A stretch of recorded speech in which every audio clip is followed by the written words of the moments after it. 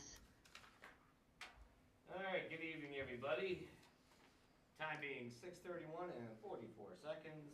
This is the November 13th, 2024 Master Plan Committee meeting. The meeting tonight will be held in the Municipal Building, third floor, training room, 355 East Central Street at tonight, 6:30. Note to residents, all members of the public are welcome to attend public board and committee meetings in person. The meetings will be also live streamed by Franklin TV. Recordings of meetings are available on the Franklin TV's Franklin Town Hall TV YouTube channel.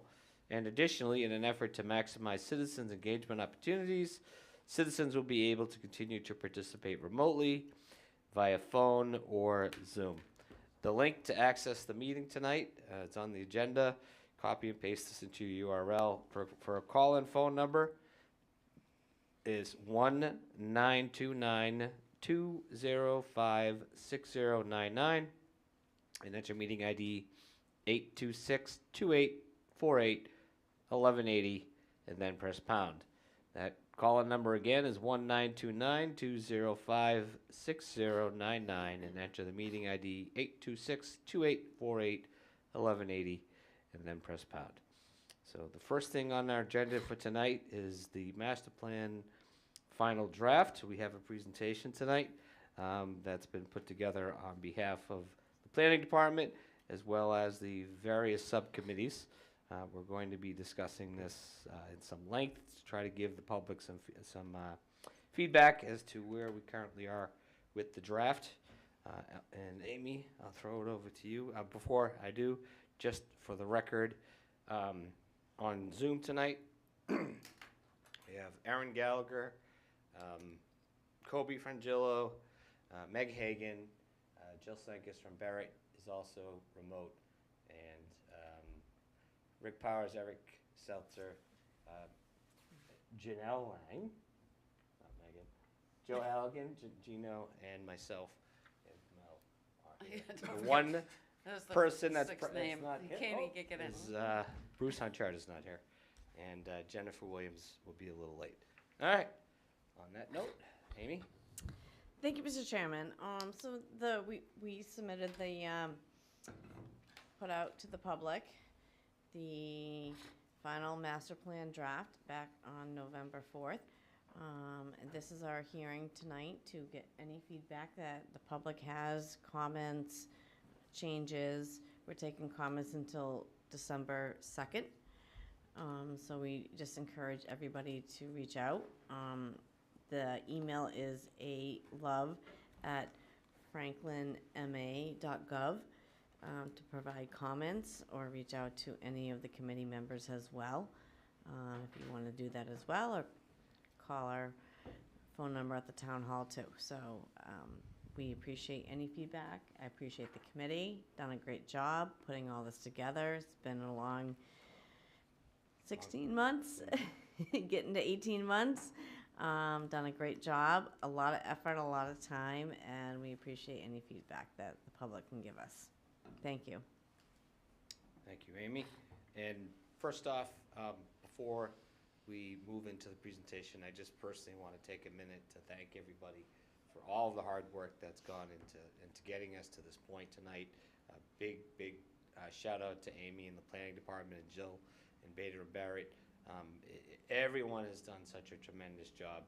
And Jill, I was listening to Amy earlier while we were off camera, and she was mentioning how popular you folks have become over there because of how well you've done on master plans. And Amy said that you complimented us on our process, but I just want to make a note to you. This is our community. This is exactly what our community does on a regular basis, is really just kind of step up to the plate and make things happen. And you've been our wonderful guide during this process. I know we're not done yet. We still have a little ways to go. But, you know, I've enjoyed it, and I want to just thank all of my members and everyone for all of the hard work that's gone into us. It's a long process. A lot of hard work and time goes into this. I think the hardest thing for most of us is obviously the time commitment, and I know it's kind of difficult for all of us to make it to all the meetings, but we've made it this far, and we're almost done. And the next few steps before we jump into the presentation I just wanted to talk about what the calendar looks like. So the Franklin Master Plan draft went live last Monday and will remain live on the public webpage, as well as other resources in the town of Franklin has until December 6th. So Amy, just a quick question about that. Again, can you just repeat where they're going to be sending that information to? Sure. So it's actually being live until December 2nd. And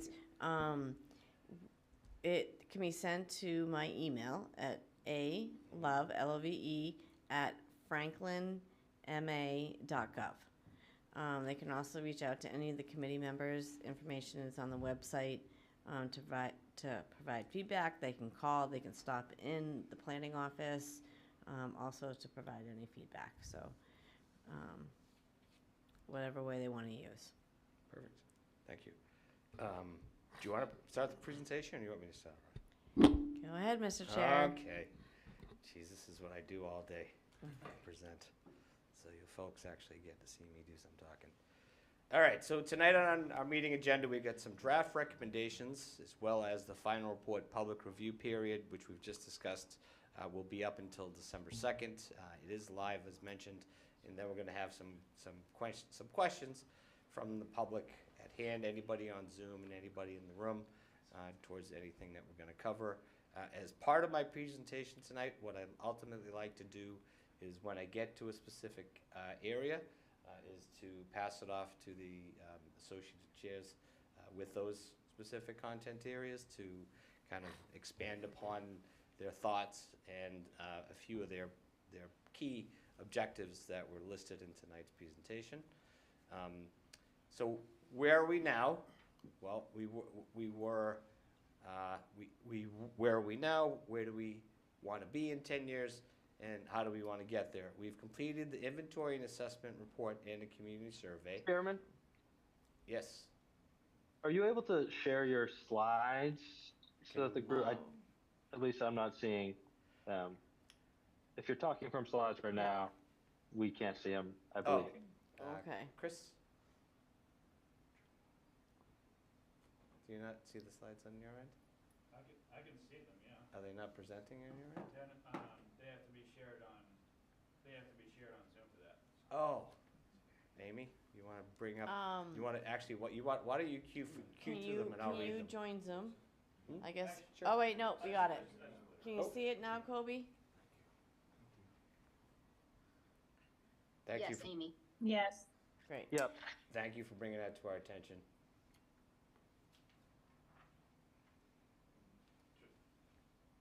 Yes. Will the slides be posted to the team page at some point as well? Tomorrow. Tomorrow. Yes. Thanks. These literally just got completed today. So, all right, let me get back to the slides. There we go.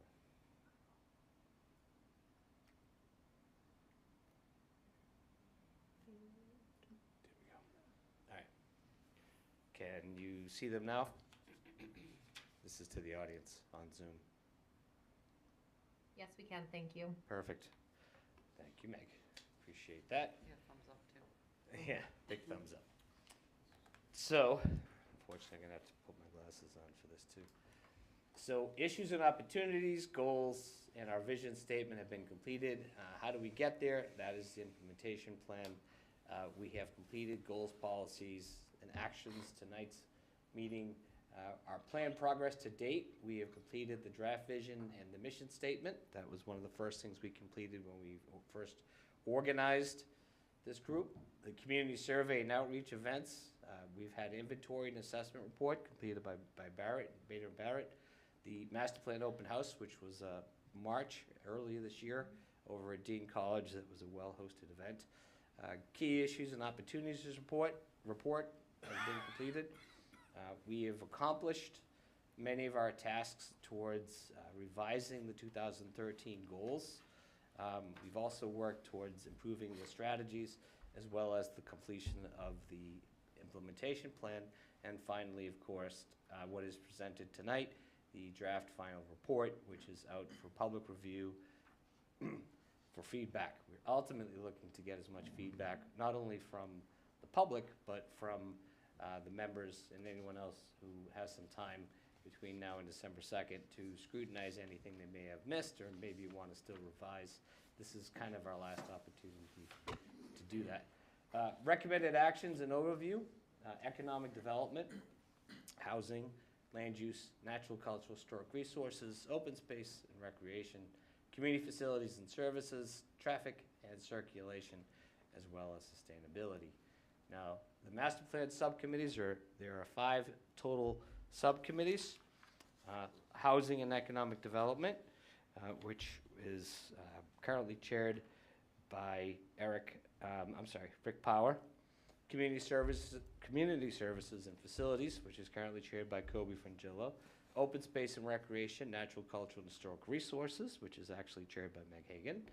Land use and zoning, which is chaired by Janelle Lang. And sustainability, which is chaired by Gino Carlucci. Now, our 6 main pillar goals. The top of the list there is housing diversity, complete neighborhoods, neighborhood connectivity, vibrant downtown, and natural historic conservation and accessibility, as well as resource efficiencies. Our first step is Community Services, Facilities, and Circulation Subcommittee. There are 3 members of this. Kobe Frangillo, as I mentioned, is the chair. Erin Gallagher and Janelle Lang also sit on this subcommittee. Kobe, if you'd like to chime in, I'm up to your first slides, and I'm happy to change at your cue. Awesome, yeah, and I do apologize. I'm in transit right now, so if the audio is not effective, just let me know, and happy to have someone else take over. We're able to share the slides. Yep. First slide's up. Awesome. So, kind of quickly overview, again, you can read the full thing in the actual report, but I'm just going to talk through from a high level some of the main goals. The first main goal is about improving bikeability and walkability in town with a whole bunch of organized by pedestrian and then bike improvements. Under pedestrian improvements, we're talking about integrating more of the improvements in the pavement management plan that the town does and tracking our walkability improvements over time. We have a dedicated budget line item toward walk and bikeability improvements equal to at least 10% of the roadway budget as a target. Various pedestrian connections between residential subdivisions. We identified key areas for both sidewalks and crossings. Those are listed out, and a few places to otherwise improve the pedestrian experience. Later, we'll talk about neighborhoods and sort of expanding our concept of neighborhoods, but making sure that we're prioritizing walkability investments in those areas where we're also going to be having slightly denser housing and some small retail options. The final one there is just to establish some sort of committee to track these improvements and direct complete street grants over time. Bike improvements are going to be similar, identifying key areas for improvements, as well as changing policies that say when we redo a major arterial road, which is listed in the pavement management plan, at the time of redoing that, with some exception, we are going to try to add a bike lane on those key roads. We've also identified the major roads where we're trying to add some sort of bike infrastructure incrementally over time. Go to the next slide. A few more improvements to bike shelters and bike locks in and around town, specifically sheltered bike spaces at both rail stations. And otherwise making sure that we're mapping and planning for bike path connectivity townwide. The third sub-goal under this is recreational bikeways and trails. This is more regional options, less about um, necessarily getting to work or getting to places that you need to go, but we have access to a lot of recreational assets as it relates to bikes and trails. And so making sure that our trails are connecting with regional systems, extending and improving this net toward our downtown, and looking for opportunities to add various shortcut trails to key areas, especially our schools, that will keep bikers and walkers off of the main roads. The final one, as it relates to bike and walkability, is around accessibility, improving, establishing accessibility standards for all our roads and crossings and sidewalks, and identifying key areas for accessibility improvements, with the help, regularly doing that and evaluating our progress with the help of a disability commission. One of the places that's already been identified as needing assistance on the accessibility front is the town common. Next slide. All right, second goal under circulation is about improving public transit, breaking this out first into the MBTA stations, generally advocating for various regional rail improvements regarding double tracking and electrification. We're trying to increase the frequency that the trains go in and out of Boston, as well as the speed and reliability of those. Making sure that all the platforms are accessible and level at the place of entry, which otherwise slows it down and creates a hazard the way that it's currently set up. We want to make sure that we have a sustainable vendor at that downtown station, which is currently empty. We want to improve pedestrian connectivity to the Forge Park station. And otherwise, we were looking at opportunities to improve bus connections at Forge Park. It's a large lot right by a highway. There are opportunities, and it's actually identified within the Rhode Island Transit Master Plan as looking for opportunities to connect to Forge Park. We agree. We'd love to welcome buses either from Rhode Island or private buses to connect to major hubs. That's a benefit to Franklin residents and helps bring people to Franklin without adding traffic because they're coming right on and off the highway. As far as GATRA, the biggest thing in GATRA is returning a fixed bus route that goes through downtown and up and down 140.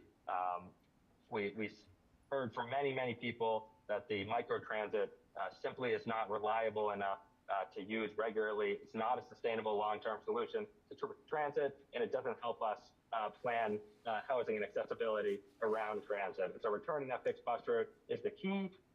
Having a policy for starting to build some bus shelters in key areas along that route, and then thinking longer term about future bus options around or between the various neighborhoods, again, that we're going to talk about later.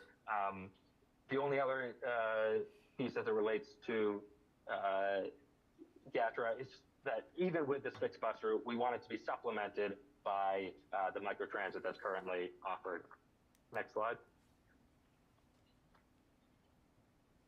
Other things to improve public transit, just improving education around all the options, as well as making sure that our parking standards are transit oriented, as in reducing parking standards that are within a minimum distance of either the MBTA station or one of our future bus stations.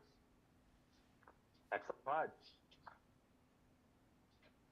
Okay, now we're at roadways. So we talked about walking, biking, transit, and now here we are at roadways, various ways to improve roadways.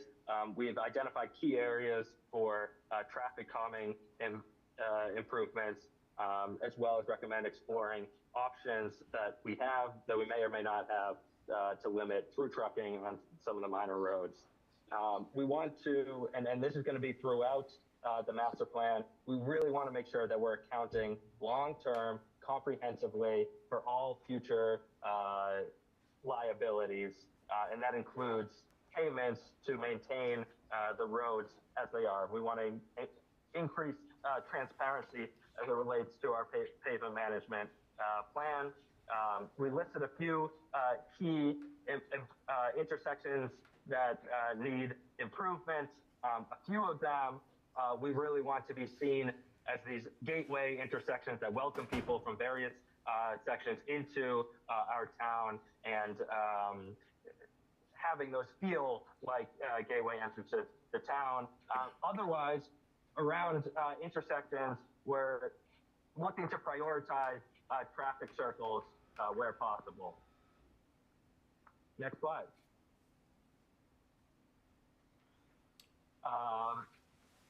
Other options for improving our roadways, we're trying to limit new roads accepted into the public ledger.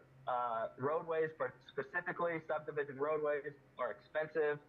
They're liabilities that we struggle to keep up with. We're trying to ensure that new subdivisions come in as private roadways, as well as establish a policy for accepting or not accepting roadways into the public liabilities for us to manage.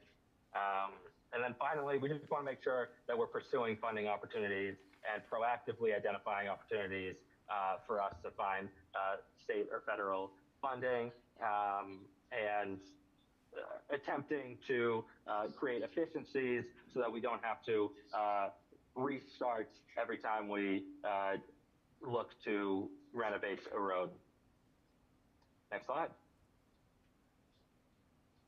All right, and finally, we are focusing on circulation specifically in both the downtown and these neighborhood areas. We want to really prioritize walkability improvements in these areas, and we want to minimize new curb cuts. These are places that we want to be walking first, comfortable, safe, interesting, and useful from the pedestrian level. We also want to make sure that our parking policies are in line with these goals. That means reducing parking minimums around our downtown. It means improving signage. It's establishing a residential parking permit program in our downtown and improving and encouraging shared parking on private lots, as we already do, but making sure that we're expanding and incentivizing further sharing of parking lots, as well as improving enforcement of all the above. Next slide. All right, so that was everything for circulation. The other thing that our group focused on was facilities and services. I'll move a little quickly over some of these because a lot of these are sort of general do good business type things. We're making sure that we're referencing the master plan when we're developing both our budgeting, our programming, as well as our capital expenditures planning. And we want to make sure that we have enough resources to actually implement the master plan. That includes making sure that we have enough grant write staffing to apply for grants. Next slide. Generally maintaining and improving town infrastructure. We worked with DPW closely to identify the key areas around our water, our sewer, and other infrastructure for improvement. That's all listed out. In general, as I said before, we want to do a better job of both documenting all the liabilities and future expenses and really forecasting those future expenses out for their full term. So we have a full sense of how far back we are, how much it's going to take to get caught up to speed, and what our plan is every 10 years to get caught up to speed on these various infrastructure liabilities. Next slide. You're hearing him? What's that? Kobe, hold on. We're just having a small. He went. We just had a small technical issue. Hold on 1 second, Kobe.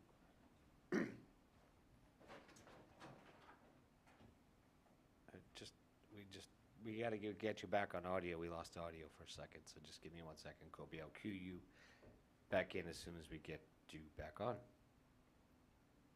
I switched over. I now see Zoom, and you have Kobe on the screen. I only saw Kobe here. So somehow this switched because I wasn't seeing the presentation. Yeah, when Kobe was talking. I could only see Kobe, like you have Kobe there. I could only see Kobe here, and now I got the presentation here, and you have Kobe over there. I don't know what's going on.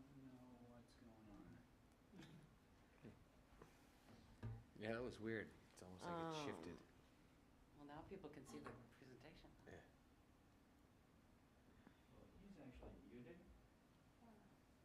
How did he get muted? I can unmute him. Hello, can you hear me now? Yep, Yes. we can hear you now, Kobe. Yes. There we Sorry go. about that. We're back. Can you see the slides? Oh, good. Yeah. Yep. And you can go to the next slide. Okay, very good. Same with our stormwater and waste. One thing I would call out on waste infrastructure improvements is really developing a comprehensive solid waste master plan for not only trash but recycling and compost, as well as continuing to update and expand the Beaver Street Recycling Center. And exploring alternatives and enhancements to waste collection services, and we list out what some of those alternatives and enhancements could be. North Attleboro recently just enacted a curbside composting program. Things like that we are asking to be explored in this school. Next slide. Okay, delivery of public services townwide. Again, a lot of this is generally good business recommendations, but we really want to make sure that we're improving customer service and finding an opportunity to sustainably fund communications staff to improve the website and social media. Around technology, we want to make sure that we're modernizing and taking advantage of technological opportunities to both improve our online permitting systems and our online bill payment systems. Looking into opportunities to use AI for more accurate and timely meeting minutes, as well as opportunities to modernize our database management. The final piece, or another piece of improving delivery of public services, is looking for opportunities for regionalization, just as we did yesterday at the council meeting. We listed off some opportunities that we think might be strong candidates for working together with other towns to share the expenses and improve staff. We also want to make sure that the senior center, which has become increasingly a hub for the entire area to use, that we're being properly compensated for non-residential use, be that agreement with other towns for their residents to have access to our senior center, or fees as necessary and where necessary for non-resident use of the senior center. Next slide. Okay, generally, again, comprehensively forecasting expenses, this time around facility maintenance, making sure that we're tracking all facility expenses from here until end of life of those buildings, and planning for funding in 10-year increments. We want to explore an opportunity for the recycling center to be a regional compost collection facility, which has the potential to be a major source of income for the community, and we have a good location for it, being so close to the highway and with room to grow. We named constructing a new police facility and making sure that that police facility really has a community-facing focus. Looking at our opportunities to improve fire response times in the northern portion of Franklin, including exploring the construction of additional satellite station. Sustainably funding library improvements. We want to set a minimum funding of the library at 1% of the town's annual budget, as well as establish a policy for renting out the library, which is really a great cultural asset. Are there income opportunities through renting there? I've been working with this master plan committee seal as an overlap, which I've done fairly well so far to avoid, but I do not see 5.6 and don't recall what that's referring to. No, that's explore reuse and current police station, including for arts and culture. Yeah. So the existing police station, if we construct a new police station, making sure that we still take advantage of the asset that is the current police station, which is not meeting the needs of the current departments, but it's still a strong building and sustainable, and being so close to the school and sculpture garden could be used for arts and culture. we also want to make sure that we're continuing to find sustainable uses of the brick schoolhouse, which we find to be a strong asset for small community services as it's being used now. And then finally, just exploring the opportunity to rebrand the senior center for expanded community use. Right, going to be a senior and community center. There are a lot of events already held at the senior center that a lot of people are unsure if they can attend because it has the label of senior center. We want to make sure that seniors have a space dedicated to them, and if there are opportunities for further community events there, let's make sure that the community feels welcome to attend. Next slide. Okay, and finally, a strong focus on specifically the public education. Ooh, lost him again. Ooh, we lost you again. Franklin moving forward as a family town, and want to make sure that it given its proper space in the master plan. That includes implementing the school's master plan recommendations. It includes regularly assessing evolving school needs, both attendance projections and teacher compensation. And it means sustainably funding accessible and robust school programming with a whole bunch of programs that we want to ensure are maintained or re-added that make up a strong education system. And that is going to take sustainable funding sources to get us there. The last one is a fun one, and maybe not of the same importance, but I think a good idea nonetheless. Right now we have a mismatch of ways of highlighting our academic excellence throughout town, and we really want to highlight both our academic and our extracurricular excellence in a consistent way. So establishing a policy and location for us to consistently highlight our academic and extracurricular successes along Panther Way was a fun idea we wanted to include in this master plan. Next slide, but I believe that's it for me. Yes, it is. Thank you so much, Kobe. It was a great presentation. And for somebody who's remote doing this, that was well done. Appreciate that. So next up, housing economic development. Oh, I'm sorry. Did you have a question? Glenn, I'm sorry. Sir? Are you going to receive public comments tonight?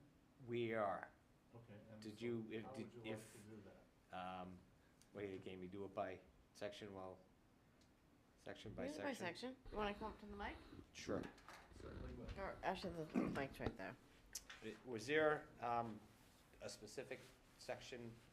There's three in mind. Okay. Actually, so Would you if like we me to start with take it back? If we start with biking, Mark Minichelli, 31 Longfellow Drive. Thank you. So I just had a few comments. Thank you, Kobe, for your presentation. I'm wondering if under the bike Yes. area, Yeah. I noticed in some of the other areas there was an education piece. I would love for us to consider an education piece under the biking area. I don't know how many people in this room know about the current Massachusetts law and how many feet you're supposed to give a cyclist when you're passing them on the road. Yeah, Melanie knows. It's 4 feet, right? So I think there's a lot of people in town, and it's understandable when laws change. It's hard to be aware of it. I would love to see a line item about educating the public about laws as they change, as it pertains to pedestrians and cyclists. And I have actually already approached last year the DPW about putting a few of those, give 4 feet signs up on certain roads. I would love to see some more signage on shared motor vehicle and bike usage on our roadways. Let's see. In terms of let me go to the near the end of the presentation.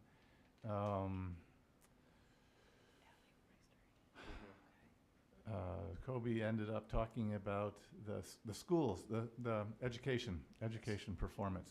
I would love for us also to consider, I noticed there were a couple of metrics on attendance projections and teacher compensation under TC 6.2. I would love for us to also add some sort of a metric on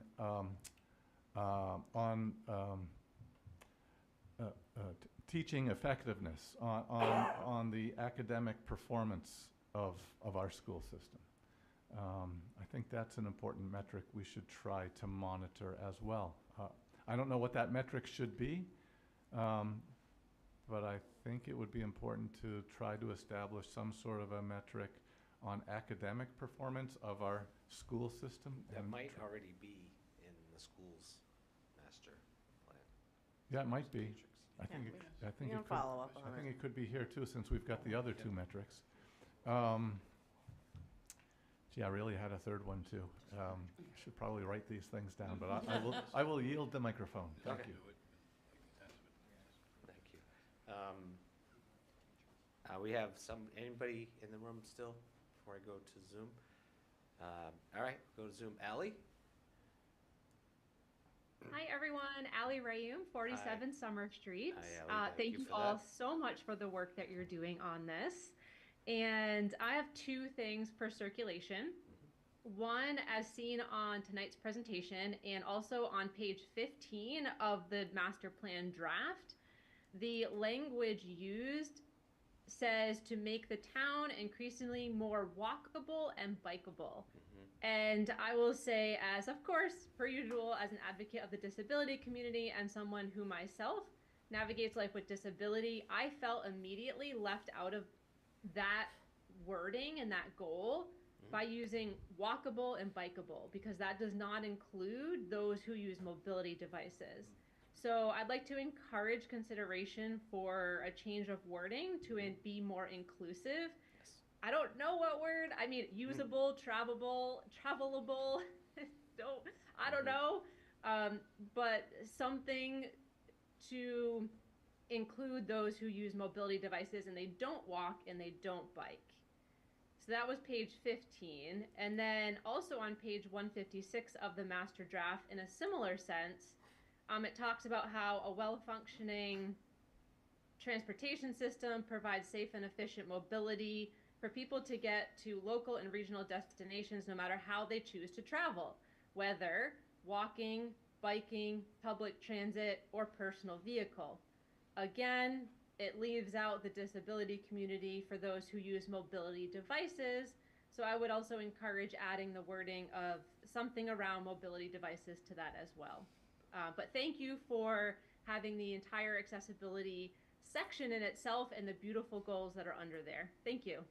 Ally, thank you so much. And this is exactly the reason why we're having this tonight, so we can, we like yourself out in the public who are reviewing this document.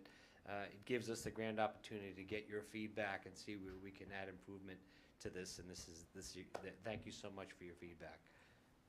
And we will, Kobe, did you have anything you wanted to add to the residents' requests before I change? Nope. I did- Fantastic feedback. Love it all. We'll look at opportunities to incorporate. Glenn, I did remember the one thing, if you don't mind. Sure, go ahead. So my suggestion is regarding parking. I believe the master plan is meant to be a sort of a 10-year timeframe, is that right? So I would think that sometime over the next 10 years, we should consider the use of some higher technology to help people find open parking spaces in the downtown Franklin area. The technology exists today to help motorists find open spaces. And I would think that over the next 10 years, we should evolve towards something like that. It's a much more efficient way to use parking space that's available. I'd love to see something like that as a goal in a 10-year plan. Thank you. Appreciate that. Okay. Yes, Max. No, I just Name- wanted to acknowledge. Name and address, please. Max Marangelo, we're going off. No, okay, sorry. Max Marangelo, 127 Central Park Terrace. I just wanted to build off of Ali's remarks I was just curious if the words accessibility or pedestrian friendly, because you don't have to walk to be a pedestrian. Just some ideas. Thanks. I have more later. Thank you, Max. Appreciate that. Okay, are there any other comments, circulation, transportation? Nope. All right. Valley's hand up. No, are you all set? Oh, there she goes. All right, so next on the list is Housing and Economic Development Subcommittee. The members of this are Kobe Frangillo, Rick Powers, and Eric Stelzer. Rick, would you like to chime in on this? I'll just note Joe and Bruce were also members of that committee, so. Bruce and Joe, you're correct. Bruce and Joe actually stepped up when we were in need, so thank you for bringing that up and pointing that out.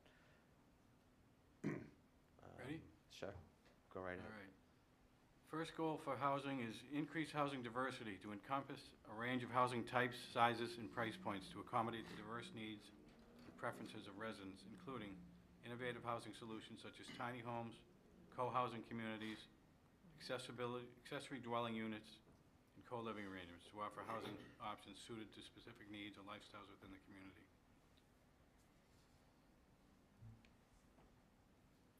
Under that, we've got some sub-goals, which is affordable housing, expand 40B, affordable housing stock in Franklin to cater for the needs of lower-income residents. Have market rate housing, implement zoning amendments to promote additional mixed-use development across commercial and residential districts, offering a range of housing types such as apartments, townhouses, condominiums, smaller transit-aligned homes to foster socioeconomic diversity and inclusivity within the community. These homes are non-deed restricted and do not require any public funding. We've got accessible housing, which support the development of age and ability-friendly housing options to address the needs of Franklin's aging population, enabling residents to maintain independence while receiving necessary assistance for standard living as health or physical abilities change. Intermediate housing, increase the availability of deed-restricted, affordable intermediate housing options for middle-income households through government assistance programs, income restrictions, and comparable strategies.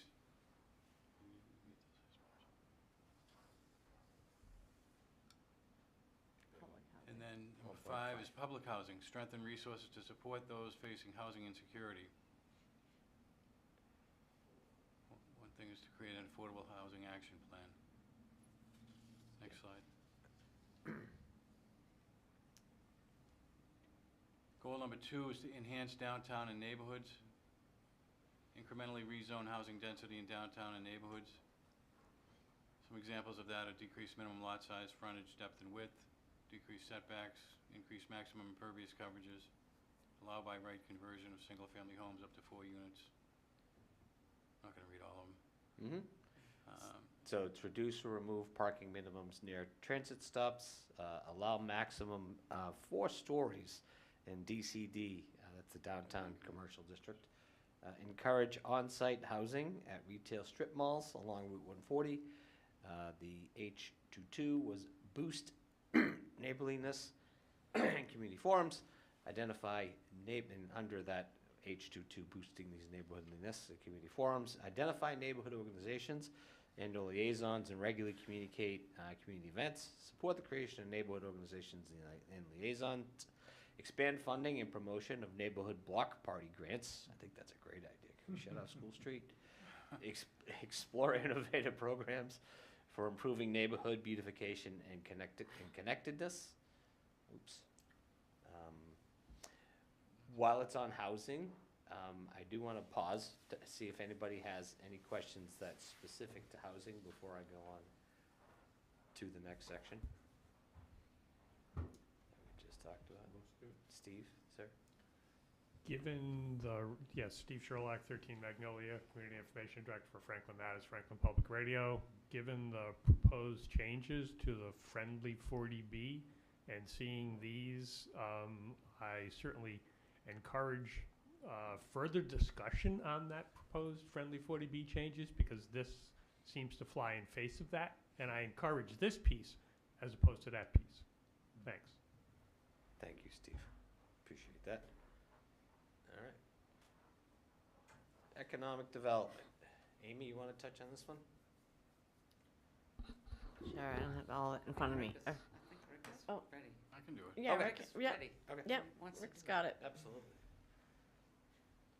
All right, goal number 1 is to revitalize the downtown, improve vibrancy, ease restrictions on creative commercial uses, facade improvement programs, minimum transparency of first floor, require usable entries that face the sidewalks, require new parking lots be behind buildings, reduce parking minimums in the commercial 1 district, explore more frequent open street affairs, allow vibrant retail dining and drink uses by right.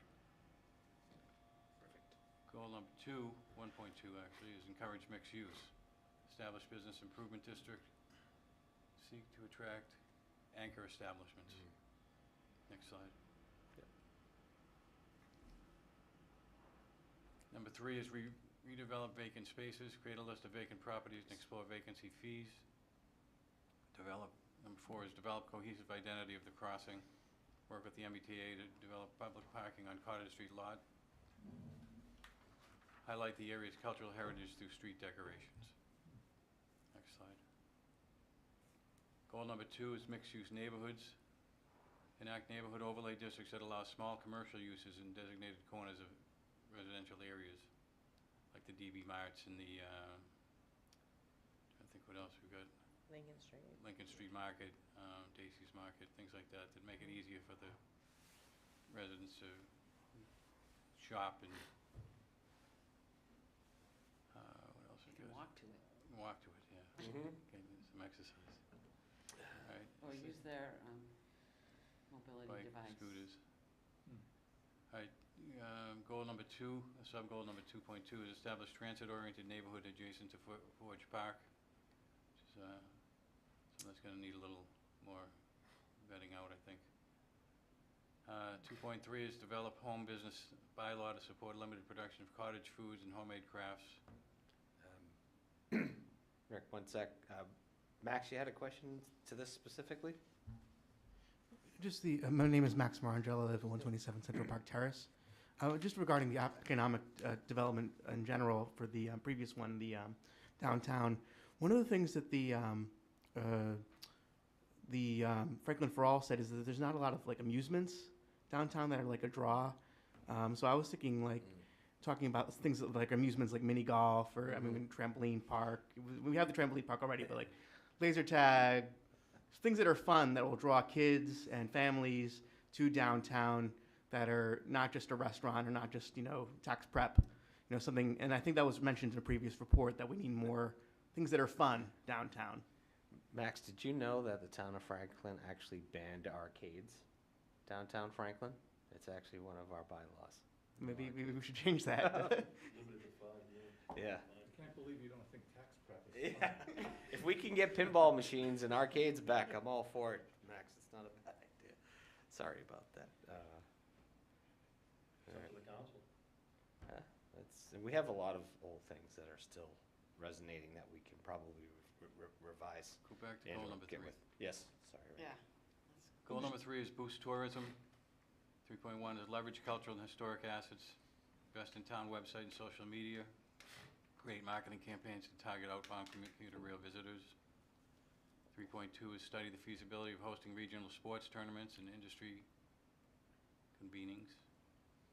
3.3 is implement branding study and develop wayfinding signs throughout town. 3.4, support extension and improvement of the SNET towards the downtown. I just kind of one of my thoughts about this. We have Major League Soccer coming, World Cup soccer coming to Gillette in just, I think it's 2026. And that's going to be a major tourism booster for our area. I believe Gillette's getting 3 of those events in 7. Boston. Sorry, 7? I think it's 7. And that's going to be bringing some major international tourism to our area, and that's kind of one of the things that we should kind of highlight as one of our short-term goals in our boosting tourism and economic development for our area. That is one. Well, it's It's already there. okay. Sorry, Rick. That's all right. 4? All right, economic development, goal number 4, business retention and attraction. Number 1 is hire an economic development director. It'll continue to update and publish the Franklin Business Guide, send staff to trade shows and conferences. 4.2 is strengthen connections between businesses and Dean College. 4.3, explore opportunities to revitalize pop-up shop programs. 4.4, allow and promote shared workspaces. 5 is identify and recruit regional businesses. 4.6, improve business permitting process. Limit the need for special permits, establish streamlined permitting process for minor changes. Next slide. Goal number 5, underutilized properties, identify redevelopment opportunities for underutilized properties, promote the industrial development along Grove Street and 495, remove Pond Street as a priority development site, but explore additional sites near Grove and 495. Goal number 6 is workforce development. Number 1 is encourage commercial investment to expand local job opportunities. 6.2 is attract businesses from key industries including biotech and clean energy. Engage with statewide organizations to secure climate corridor support. 6.3 is partner with state, education, and business leaders on workforce development initiatives. Next slide. Oops. That's it. Okay, any questions regarding economic development goals that have just been discussed before I move on to the next subcommittee? I would just ask that maybe you consider in the very last section that was covered, partnering with state and local and education resources. I think it would make sense to explicitly call out Dean College as a partner in workforce development. There's probably some opportunities there that are worth exploring. Thank you.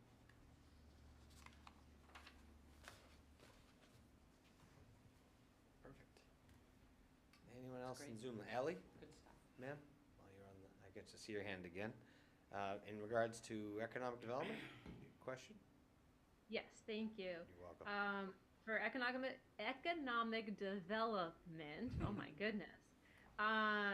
In the draft in goal ED3, it talks about boosting tourism. Yes. And talks about, trying to fill the businesses, not having for rent signs, things like that. One thing that's a huge barrier downtown that's not mentioned at all in ED is accessibility. Again, there's a lot of businesses downtown that either have steps leading up to them or some other challenge where, again, those with mobility devices are unable to access the businesses downtown. So I would highly encourage and asking for consideration for it to be a goal that if we're going to try to boost tourism and get people downtown and using our businesses, that accessibility is included. So those of us who use mobility devices can be part of helping those businesses grow and support and be able to access them. Thank you. Thank you, Ally. Appreciate that. Let me get Max just a second. Go ahead, Max. Max Marangella, 127 Central Park Terrace. I'm going to highlight this. I know you were talking a little bit about the World Cup, and I don't know if it's appropriate for the master plan, but I'm very worried that there's not going to be enough public transportation. I mean, these are going to be people in circulation. Well, I mean, specifically for people who are tourists, because we're going to have people coming in who are from other countries who might not be used to our system of auto-centric, and they're not going to be used to it. And I think maybe if we had shuttles to and from the hotels or to and from downtown, from Patriots Place, and being able to work with partners who work for the hotels or for the businesses to get those shuttles up and running, because I really think that it's going to be a transportation nightmare if we don't have something in place. But in terms of tourism outside of the World Cup, I mean, being able to use the commuter rail and have people from Boston say, hey, come to Franklin, see our businesses, see our folksy charm, and sort of advertise Franklin, that people could take a Saturday trip when the tickets are discounted and just check out Franklin for people who are in Boston and just come our way. So. Thank you, Max. Sir? Yeah, just one additional idea, and I don't know if it fits under economic development best or somewhere else, but I'd love to think about the possibilities of restricting traffic from a portion of Main Street and making it motorized vehicle free. That could encourage a lot of additional economic opportunity in a downtown area. Pedestrian friendly, pedestrian only space, accessibility included. So I don't know if it fits under economic development or somewhere else better in the document, but please take that into consideration as a 10-year goal. As a permanent option or a temporary option, meaning? As a permanent space. Which section? Chair. Kobe? Sure, just because it came up, that is already included. It's not spelled out as clearly in the slides, but that exact recommendation is already included in the master plan. I agree. I think there are some absolutely opportunities for more frequent openings of a portion of Main Street to non-motorized uses. Yeah, I mean, as an example, we have two ways around that Main Street area right now, right? You can stay on Route 140 if you're coming up from East Central Street, or you can bear right and go down Main Street. But how would you access the train station? Cars and parking. I don't know. Just an idea. Yeah, that's understood. Thank you. All right. Land Use and Zoning Subcommittee. The members of this group are Janelle Lang is the chairwoman, Gino Carlucci, Erin Gallagher, Joe Halligan, Bruce Hunchard, and Jennifer Williams. I'll send it over to you, Janelle. All right, thank you. And so one note, and it was just you just mentioned that I'm the chairwoman. So I was going to make a suggestion to our group that we remove gendered language from our master plan. So I'm the chair of this committee. Very good. So that's an edit that maybe we can just search through the whole master plan, where it says chairman and chairwoman. All right. So we have an interesting subcommittee in that a lot of land use and zoning we feel can serve as a foundation of meeting a lot of the goals from the other subcommittees. So you will see some repetition, but it's almost as if the other subcommittees are focusing on the what, and then we're making recommendations on how to get us there through zoning bylaw recommendation and other land use goals. The first one is that we want to be able to encourage smart development while preserving and enhancing our natural and open spaces. So we made that goal number 1. And some of the sub-goals under here are to encourage redevelopment as an alternative to new development. And we want to explore different ways the town can incentivize this so that it's not such an easy option to develop virgin sites, but to really look at redeveloping existing sites. We want to preserve the existence of farmland. It's one of the things that we all love about Franklin is that there are pockets of rural areas in farming. We have an agricultural commission, and a lot of our neighboring communities have become right-to-farm communities, and so we want to explore that in the next 10 years. We want to limit deforestation, encourage habitat restoration, and so we think we should develop bylaws around these areas. And we understand that tree islands in parking lots used to be required, and maybe that should be brought back.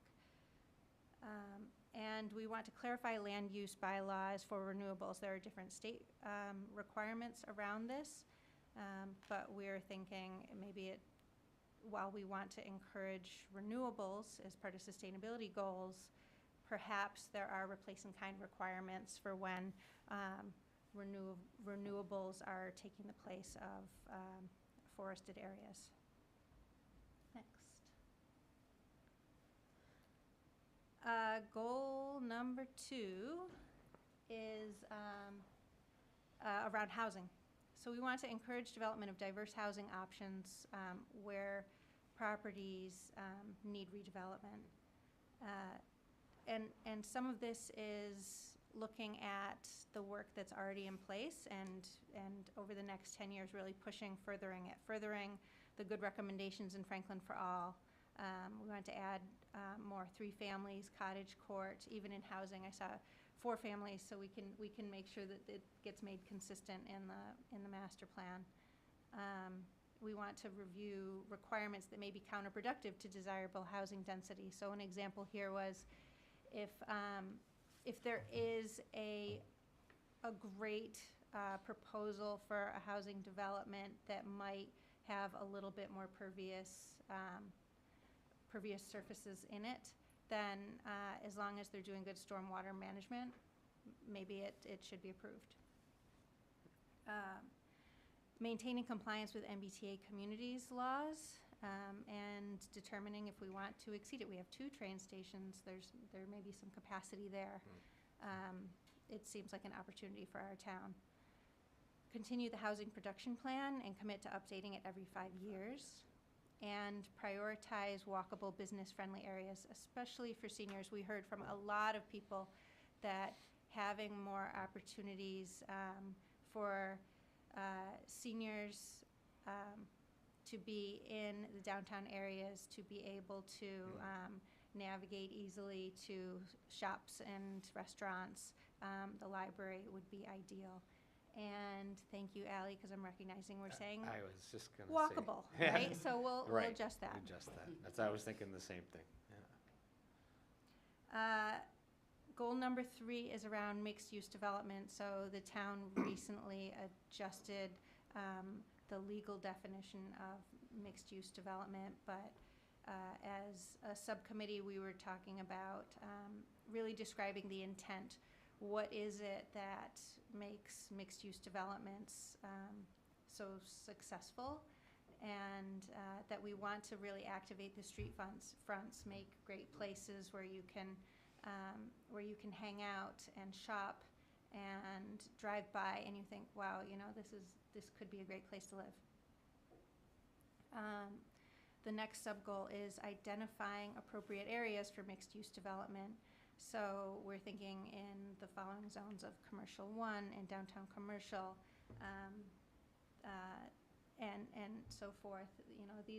There's certain areas where mixed-use development would really be great. And we are making a recommendation to assess and adjust past efforts, and think that we should add a residential option to mixed business innovation. So that there could be artist housing in with the light industrial and reuse of that zone. Cool. All right.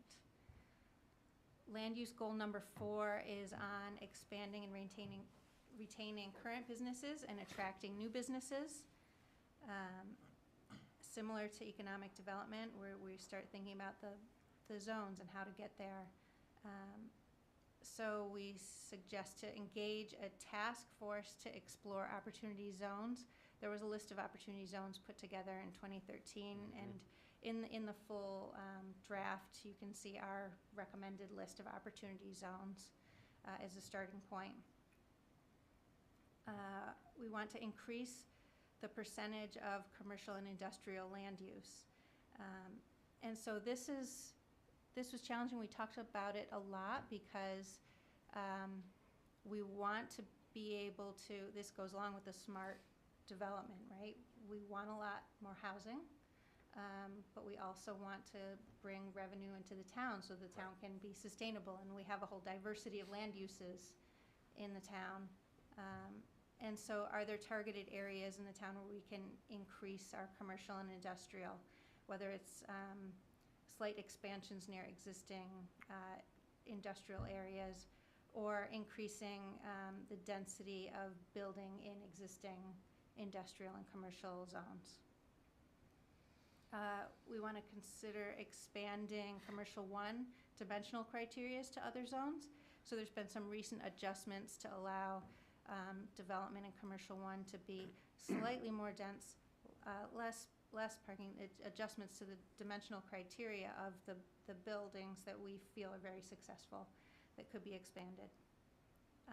And we want to expand commercial 1 and general residential 5 to increase housing density near commercial areas. Amending the neighborhood commercial requirements to promote small village-style businesses. So these are the little areas that could provide a small market or shop near the schools, the town gateways, and existing small businesses that were mentioned in economic development. And we want to optimize parking land use. So in circulation, there's a lot of detail, but this does tie in with zoning requirements as well. Land use goal number 5 is around Franklin character and what that means. And so the goal is to have guidelines on this. We want to develop form-based codes to define character for the downtown commercial and commercial 1 areas. We want to define the significant areas in town, the town center, the town edges, where are our major gateways, what are these neighborhoods that we keep talking about, and transitional use zones. So this is perhaps around the mixed business innovation, so you have a buffer of scale and use. Preserving our historic character. So in the next 10 years, we want to collaborate with the Historic Commission to consider a local historic district around the town common and the downtown. Establishing tree canopy guidelines and protecting large diameter trees. We feel this is important for our town character. And the last sub-goal in this is to elevate the design of the built environment. We want developments and new buildings and places that people will love, that they want to look at, they want to live in, and take pictures of. And so we are recommending empowering the Design Review Commission, either to be an approving body or to be otherwise enforced, to update the design guidelines. They haven't been updated in many, many, many years, and to create a general signage bylaw. Right now, the signage is a bit split between Design Review Commission and Zoning Board of Appeals. And then lastly, we want to make the permitting process more transparent, streamlined, and in alignment with overarching goals. So we heard from a lot of people, they just don't really understand how things get approved. Does it go to this group? Does it go there? And so we thought we could educate the public and interested parties that may want to develop in Franklin, or businesses that may want to move to Franklin, just what the process is. Make it super clear. To develop a permitting procedures manual and a one-page checklist that can outline some of the benefits of building here, or even, for the residents, if there's a development, here's the clear checklist of all the things that this development impacts or does not impact. It does not impact water, for example. That would be great to just say, yes, this was checked. We want to explain the process for use and reuse of public parcels, example, closed schools, because there's been a lot of talk about that recently, and we think that can be clarified for a town. And if we're adding things in, like more reviews on design, we thought this is an opportunity to reduce the time in the permit process if there's other hoops that potential developers have to go through. And so we talked quite a bit about some potentially unnecessary steps, or if there's shortcuts, so that if there is a desirable business that we'd want to come to Franklin, can we make sure that the permitting process is clear and there aren't these hoops that might deter them. And that includes maybe thinking about our current peer review process and looking at other towns and how they do it. We want to define missing or unclear building use types. Just some of the things that have shown up in the last 10 years that we don't have definitions on are the short-term rentals. We don't have clear definitions on warehouses or EV charging and whether that's akin to a gas station type use. And then we propose to simplify the number of zoning districts and the map. We heard that the map colors are confusing to people because they're very similar, and we thought, well, if there are some zoning districts that are very, very close to other zoning districts or not really providing that distinction, maybe we can consider removing them. All right, so those are the 6 primary goals for land use. All right, excellent job, by the way. I'll go to anyone in the room who may have a comment or question specific to land use and zoning goals that were just mentioned. Yes, so on the, sorry to be maybe wordsmithing here, but on the tree canopy discussion, you referenced trees of a certain diameter. I'm wondering if it makes sense to include historic trees that may not reach a certain diameter Yep. measurement, but Yep. are still important to the character of the town of Franklin. So. Great.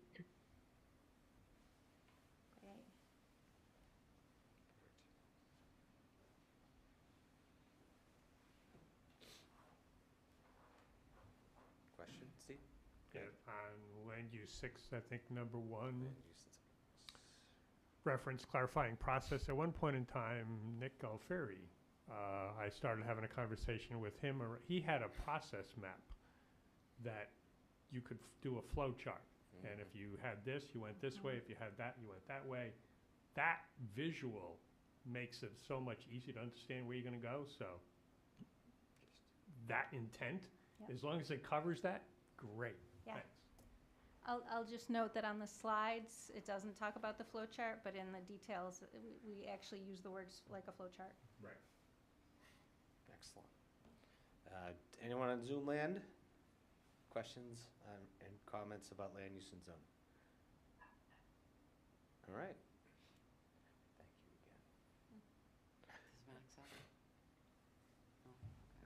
again. All right, moving on. We are now on to Open Space and Recreation, Natural, Cultural, and Historic Resources Subcommittee. The members of this are Meg Hagan, who is the chair, myself, Glenn Jones, Melanie Hamlin, and Rick Power. I will hand it off to Meg, who is on Zoom land. Thanks, Glenn. So for our first goal 1, we are looking at protect, preserve, and enhance Franklin's natural environment and biodiversity through land and water management, regulation, and public education. So really what we're looking at here is not only identifying public and private property that has important natural resources, but looking at how to actually prioritize those for preservation going forward. That includes creating forest stewardship plans or land management plans where needed. Within those newly identified natural resource areas, we want to create some zoning bylaws that require low impact development to protect those natural resources, as well as continuing to obviously support the implementation of the open space and recreation plan. Next slide, please. So goal number 2 is to provide quality arts and cultural resources as a vital part of the creativity and growth of our community. So what that looks like is really collaboration across the entire municipality, looking at both government, businesses, and local cultural entities. And part of that is looking at, we have a new arts, culture, and creative economy director, and we'd like to see a build out of an actual page on the Town of Franklin website that's easily accessible with great information for members of the community to be able to find resources that way. Also looking at goal 2.2 here is maintain and increase public and private support for the arts and culture through the Franklin Cultural District, and then building on partnerships, both ongoing with Dean College and local organizations and businesses to increase arts and cultural opportunities. Next slide, please. So staying on goal 2 here, we also want to look at expanding public art in desired locations and maintaining and actually increasing art instruction. We want to build a community where artists really feel supported. So that looks like providing affordable housing, different office space and presentation and performance space for artists, and rehearsal space as well. And then an expanded base of business and other community financial support for arts and cultural organizations and cultural resources. Next slide, please. On to goal number 3, so we want to preserve and protect community historic resources while respecting and planning for future growth. So it's a bit of that fine balance there that we're looking for in this goal. So similar to our goal number 1, we want to conduct a comprehensive inventory of this time looking at our historic resources. So we already have an ongoing digital database that we want to continue the development and maintenance of that. And then we want to look at actually nominating the town's significant historic resources for inclusion in the National Register of Historic Places. In addition, looking at 3.2, we want to develop and implement a cultural heritage preservation plan so that we actually know what we want to protect and promote and prioritize going forward for cultural and historic locations. And then 3.3 is just to continue and archive and manage the town's historic records. Next slide, please.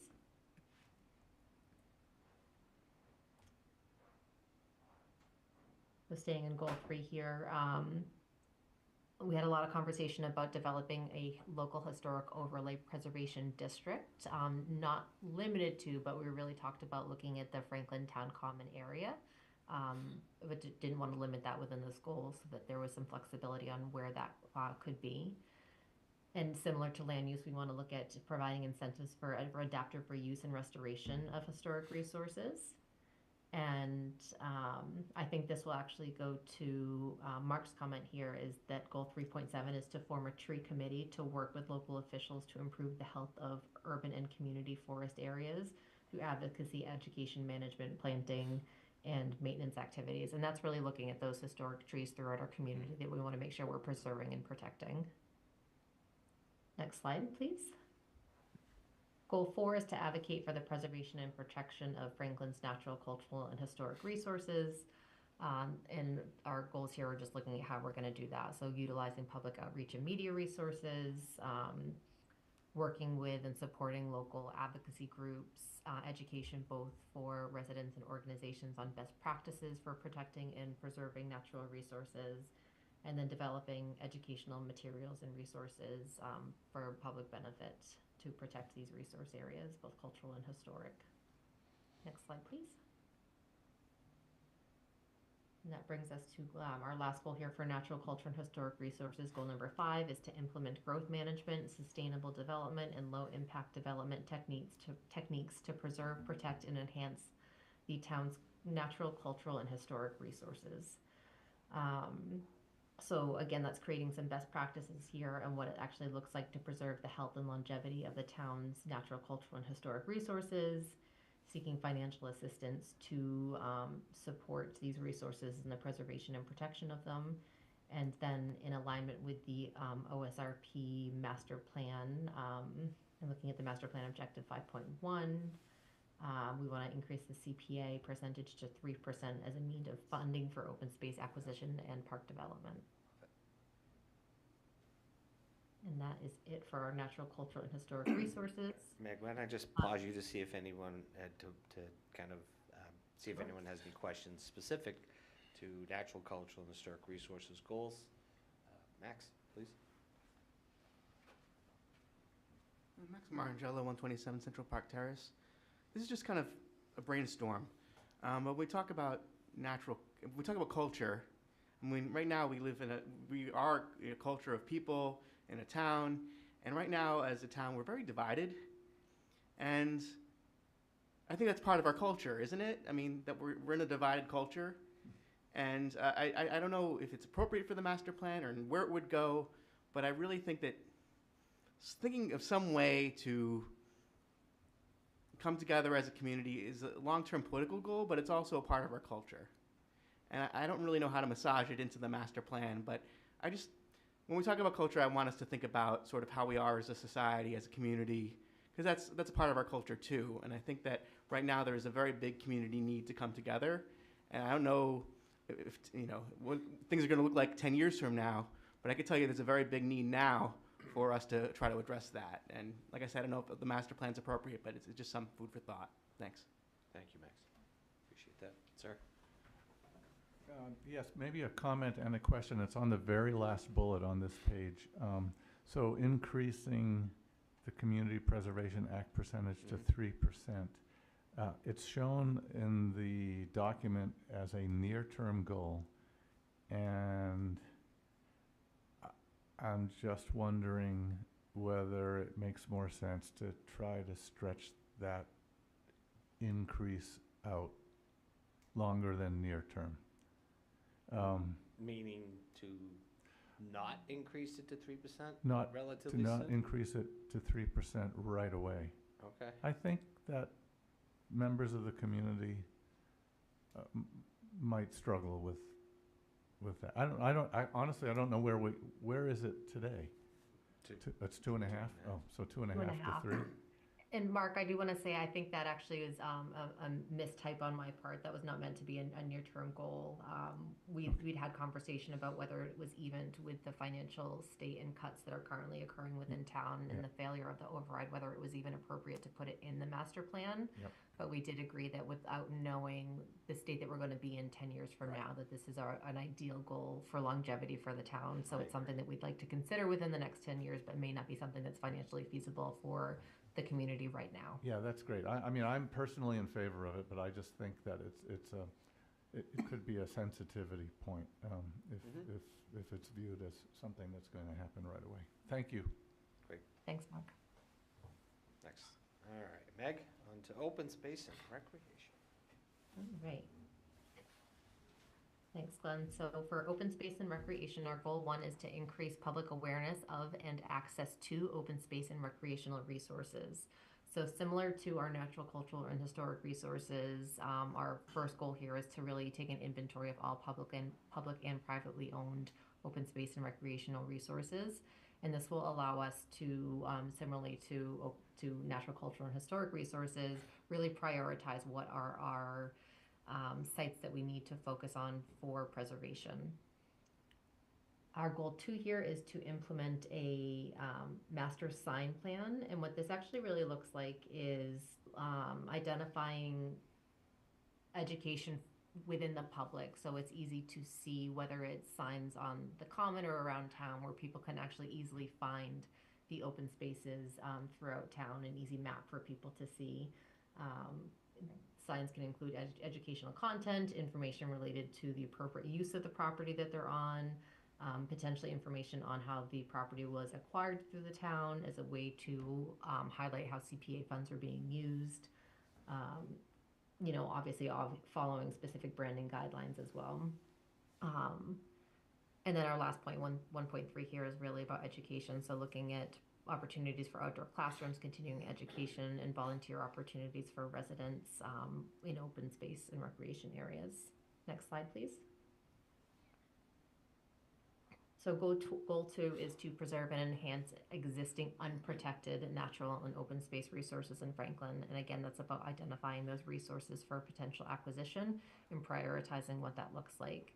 A few key points that we looked at here are the extension of the SNET, and then implementation of the 2020 Charles River Meadowlands Initiative report in collaboration with other local communities. We want to, in 2.2, protect, restore, and rehabilitate important ecological resources for Franklin, and then implement growth management techniques in the interest of preserving our natural and open space resources. Next slide, please. Continuing with goal 2, we want to work with landowners of unprotected open space parcels to protect their land in perpetuity. This is an activity that has started within the town over the last couple of years, and we'd like to continue that in support of local residents. And then 2.5 is supporting the growth of the Friends of Franklin Conservation Group to aid town staff and the Conservation Department and Conservation Commission in protecting and preserving open spaces. Next slide, please. Our goal 3 is to provide opportunities for inclusive and accessible passive and active recreation to meet the community's evolving needs. So we want to look at actually prioritizing the planning of accessible passive recreation and otherwise agreed upon use of newly acquired open spaces, including but not limited to Maple Hill and Schmidt Farm. We wanted to put this as the first goal, the first objective under this goal, as we really heard from the community the impact of these 2 specific properties, and that's a goal for the town to see something happen with those. We wanted to highlight those. And then for our 3.2 here, we're looking at regularly evaluating and maximizing our existing recreational resources and expanding them as necessary to meet the town's evolving needs for both passive and active recreation.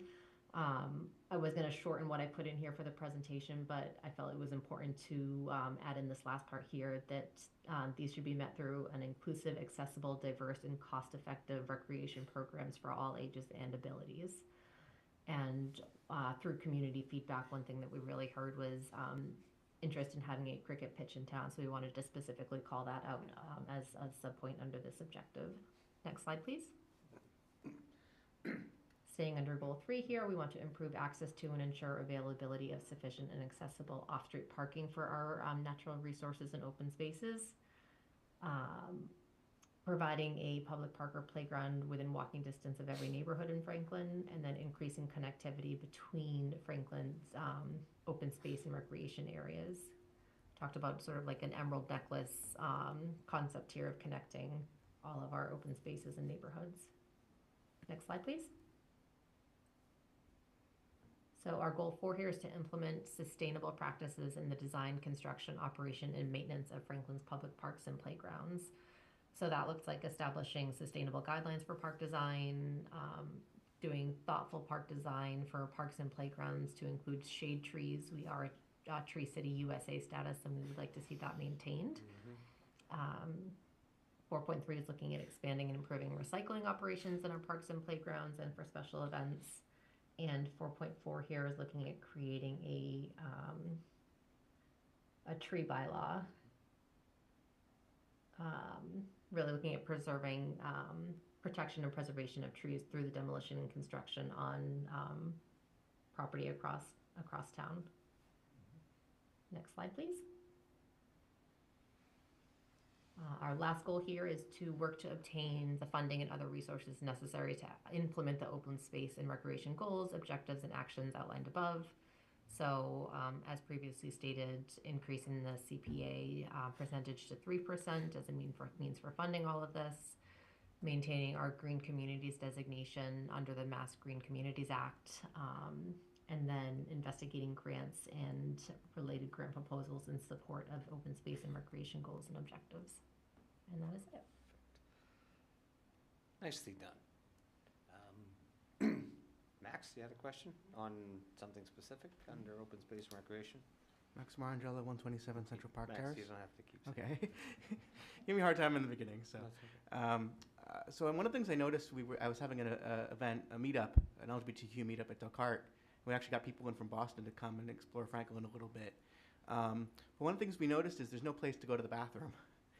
So there weren't any restrooms. So if maybe there could be porta potties, or maybe even a nice little cabin or something for people to go when they need to go, because it's human nature. So that would be helpful for folks. Thanks.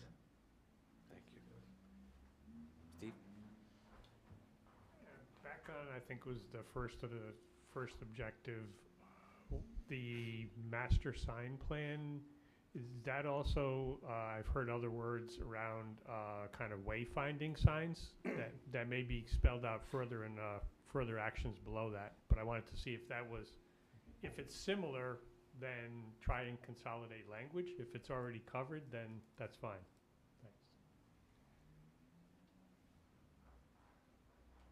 Thank you, Steve.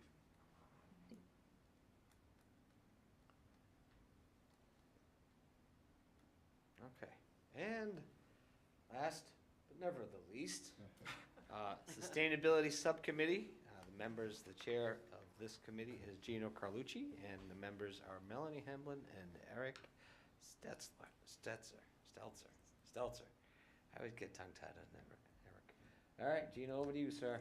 Thank you, Glenn. Perhaps, luckily for us being the last presentation, I did not list all of our action items like all the other presentations, but unfortunately, I'm still going to mention most of them. And pretty good segue, because one of the last items under open space and recreation was the Green Communities 2, and one of our suggestions is actually called becoming designated as a climate leader community. And that's one of our primary action items. And it falls under the first goal, as you can see, decarbonize all town school buildings and facilities. And the action item that's listed up there is to enhance state staff capability with a sustainability coordinator and a sustainability committee. A sustainability committee is a requirement to become designated as a climate leader. So that, that kind of adds some importance to that. And becoming a climate leader makes us eligible for more grant funding than we are eligible for just as a regular green community. And as well, some of the other requirements to become a climate leader fit in very nicely with our other action items. I really won't read them all, but decarbonizing the town school buildings, adding rooftop and parking lot solar, converting buildings to electric over time, require new municipal buildings to be net zero energy, and converting the fleet over time to electric vehicles. We're already, kind of on that path. Number 2, adopt and support sustainable development policies and procedures. Tree canopy, obviously a very popular suggestion in many of these. Some of these are also that I did not list, in part because I knew they were in other sections, but denser housing in appropriate locations and form-based code for the downtown commercial and the C1 districts. Identify and preserve existing and additional open space areas. Again, it's like a kind of a repetitive. Nature-based stormwater management, encouraging that. Goal 3, support and encourage sustainable practices among residents and businesses. And the number 1 action item for that is to adopt a specialized opt-in energy code. We've been a stretch code community for several years, and almost all cities and towns it's over 300 now that have adopted the stretch code. The specialized code so far is adopted by close to 50 communities. And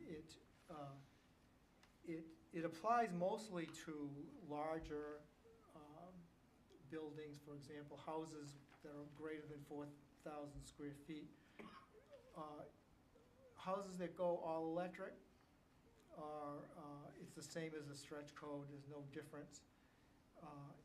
If you want to go with fossil fuels, it's okay, you can do it, but you have to pre-wire the house for conversion to electric at a later date, and you also need to add solar panels. That's a summary. There's other issues involved with that, but those are the main ones. Some consideration for we're fortunate in Franklin for several years now to have an aggregation program for our electrical bills, and there are options to that we could take advantage of next time And one of those is the low-income community shared solar component, which would help lower-income households and with their bills. And as well, there's provisions for using a tiny portion of that, of those bills. I think it's 1/10 of a cent. But 1/10 of a cent per kilowatt hour adds up when you consider all the electricity use in Franklin, and that can be used for funding an energy manager or sustainability coordinator that we had recommended above.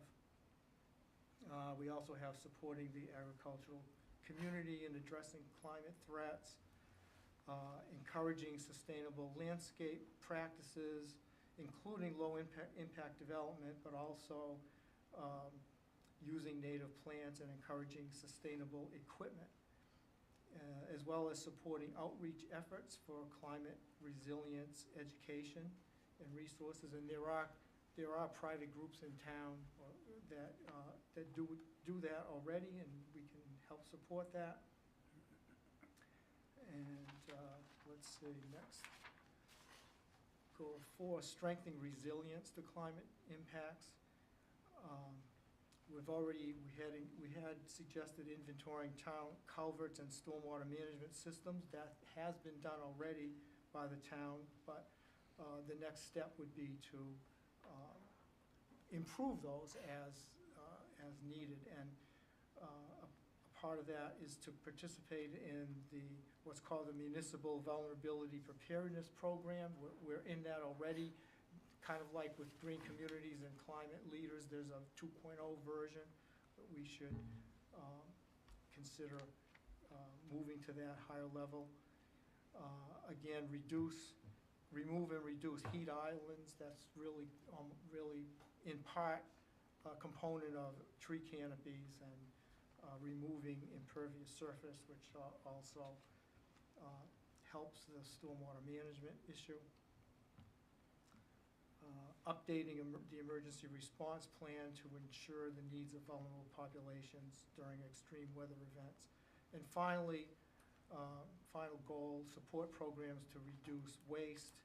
And again, that's covered in some of the other categories, providing education for waste reduction methods, expanding composting food waste, and encouraging residents, businesses, and organizations to invest in water reuse and dual systems through shared educational resources and funding opportunities. And that's it. Nicely done, Gina. Any questions from the audience or from Zoom land? Max, why am I not surprised? Oh, boy. So I just want to add one of the things that I've been, it was one of the most effective ways to reduce waste, but it's probably not politically feasible in Franklin, would be a pay-as-you-throw. Has been shown to, people pay, if they have to pay more to throw stuff away, they're going to throw away less and buy less. And then also, I think, a lot of the problems with waste is consumption.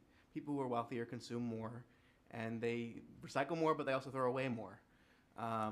So I think focusing on consumption somehow might be helpful. I don't know how the town can do that, but also if you don't have a pay-as-you-throw system, maybe having it so that recycling's free. If you want a big trash can, it's one price. If you want a smaller trash can, it's a different price. But it's still sort of the same system with waste management that we have currently. Okay. Thank you, Max. Excuse me. Let's go to Zoom. David Rittenhouse. Just name and address, please, sir. Hi, David Rittenhouse, 24 Hunters Run. Really like the sustainability presentation. Just recently got a memo from the natural gas prices are going up 27% for the winter rate, and just want to point to how electrifying can really be cost effective as we try to decarbonize the public spaces. Thank you. Thank you, David. Appreciate that. Is there anyone else? Comments, questions, sir? Yes, Mark Minikeli again. So a couple of comments on the very first goal that Gino had mentioned on the sustainability coordinator. I just want to reinforce that this is a topic that I think the town administrator had hoped to add to the town budget, but then as we ran into budget issues last year, that was one of the first things that got removed. In the process of those discussions, a group of interested citizens, including Dave Rittenhouse and myself and some others that are part of the Mass 350 organization here locally, had done some work to survey some of the other local area towns that had sustainability directors or coordinators on their payroll, and it turns out that in most cases the amount of grants that those people are able to capture for their municipalities more than pay for their salary and benefits, and in some cases multiple times more than their salaries and benefits. So Gino had mentioned that there are ways to take small percentages off of electric bills in order to pay for such positions, but it's also possible that once you add these types of roles to the town budget, that they more than pay for themselves in terms of the ability to capture state and federal grant money.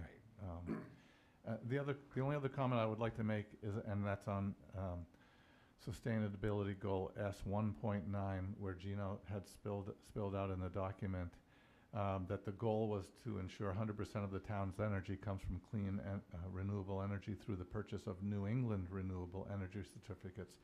Some people might have the impression that we're already there at 100%, and I think our last contract was 100% renewable, but it wasn't 100% New England renewable, and I think there's a distinction. I just wanted to share this distinction because what we had in the past was an agreement that we would be producing 100% renewable energy and delivering it to town residents, those who wanted it.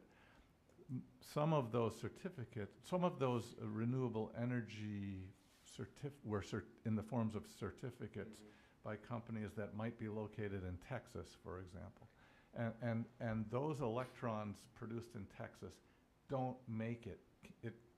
The networks are not connected in such a way that those electrons actually can even make it to homes in Massachusetts. Whereas in New England, the network is accessible from one point to another.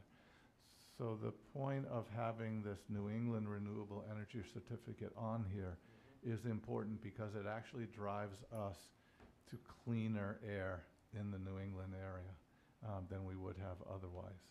And I don't want it to be confused with the fact that 100% renewable energy was something that we had achieved in the past, but it wasn't all renewable energy being generated in New England.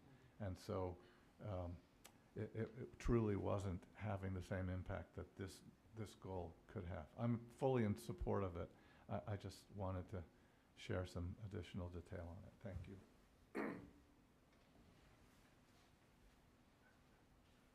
I have some more general comments Go ahead, that my Max. previous one was just about. So I have a friend who has some comments, Claude, who is a robot. They really like the strategic plan. They like the comprehensive coverage of the different things, that it was data-driven, had public engagement, implementation focus, strong sustainability integration. One thing they said they could improve was the economic development, provide some more specific strategies for business attraction and retention, limited discussion of regional economic partnerships and opportunities, and it could expand on workforce development strategies. Housing could provide more specific targets for affordable housing production, limited discussion of anti-displacement strategies. I think that's more like urban places, like we have like, gentrification, which isn't as much of a problem in Franklin. Could expand on innovative housing models and financing mechanisms. Talking more about metrics. Could provide more specific complete streets implementation strategies, limited discussion of emergency transportation technologies, and could expand on regional transportation coordination. I think it did a good job of that. I think it's wrong. It said, one thing I agree with it though is that it said it didn't have anything about public health, and that we didn't really engage the public health committee with regards to the master plan, which I think is true. It mentions wanting more technology and smart city initiatives, which I don't really fully understand what that means. Climate change adaptation. While we talk about sustainability, it could expand on specific adaptation strategies, limited discussion of climate vulnerability assessment, and could include more specific resilience metrics. And it talks about regional context, could expand the discussion of Franklin's role in the region, limited coverage of intermunicipal coordination, and could include more regional economic strategies. So it says again, add more performance metrics, implementation details, regional context. Everything it says is enhance equity focus. So adding specific equity metrics. I think that's again thinking about gentrification issues, and then also talking about health and technology. I personally have something I wanted to share about strategic planning. Let me just bring up my notes. A moment. My phone is conking. Oh, there we go. My phone doesn't want to load it. Okay, here we go. Thank you, Mr. Chairman. So I rise before you today because our town faces an important opportunity. An opportunity to translate our community's vision into organizational excellence. I'm here today because while the master plan excellently guides development, it leaves critical gaps that a strategic plan would operationalize in how we deliver our mission to serve residents. Let me give you 3 clear examples. First, while each department sets annual goals, these targets don't connect to Franklin's overarching mission of being an inclusive, responsive, and sustainable community. The master plan tells us where to build, but not how to measure progress toward how we operate as a town. Second, when towns face challenges like improving customer service or how our first responders operate, this is something the master plan has limited say in. I think we need a strategic framework that connects how our daily operations to a broader mission of delivering excellent services to all residents. Third, as we compete for grants and investment, we need more than good facilities. We need to show that we're a forward-thinking community with clear priorities. While a master plan does some of this, a strategic plan demonstrates to residents and rating agencies that we have a cohesive vision for excellence. I realize that I'm not asking that we revise the master plan. It's too much. It's too important for our community's future. I ask instead that we add language acknowledging how a future strategic plan would complement the master plan by connecting our operations to our mission. Some might say annual goals are enough, but I think that having a guiding star in town government is worth its weight in gold. Without a strategic plan, we risk losing sight of our larger purpose as a municipal organization and effectively to serve the public. So I urge the master plan to keep this door open. Professional organizations like the Massachusetts Municipal Association recommend strategic planning as a best practice. A strategic plan is simply good governance 101. And I think our residents deserve both the thoughtful development of the master plan and the mission-driven excellence in everything we do. Thank you. Thank you, Max. Sure. I just want to make a final comment and say thank you, sincere thank you to all of you. This is looking at this document in whole, it's a tremendous document. I'm sure it represents countless hours of your time and the time of people on your teams as well. And I'm grateful, and I'm sure many, many other people are grateful for this. And as well as the multiple meetings that you've had publicly and taken comments like the endless comments that I've made tonight, for example. So thank you for putting up with that and putting together a very fine document. Thank you. I appreciate that. Before I move on to anything new, I wanted to give the remaining members of the Master Plan Committee an opportunity to speak up on anything that they may have in regards to tonight's presentation that they may not have had an opportunity to chime in on. I know that there are members who aren't necessarily on other subcommittees, so maybe if you had something you wanted a question to one of the chairs that came up tonight that you didn't specifically have an opportunity to get clarification on, I'd like to take that opportunity. Janelle? All right, thank you, because I thought of one thing here and I had a couple other things that I was like sending an email to Amy, and I thought, is this weird that I'm sending an email in the meeting? So I mentioned about the gendered language. The other thing I thought of when I was prepping for this and rereading the whole document. Like, when you see it all together, it's Yeah. like, oh, what about this, what about that? It's 289 pages. Can we add in an Indigenous land acknowledgement into the master plan? I'm sorry, what was that? An Indigenous land acknowledgement?